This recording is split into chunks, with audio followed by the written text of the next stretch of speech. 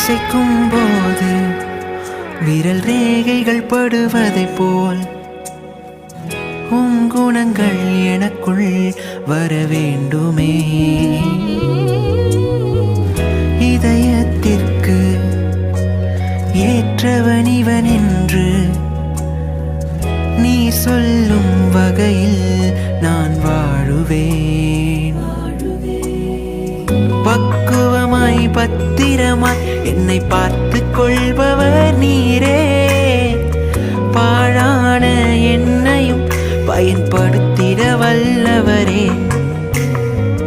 பக்குவமாய் பத்திரமாய் என்னை பார்த்து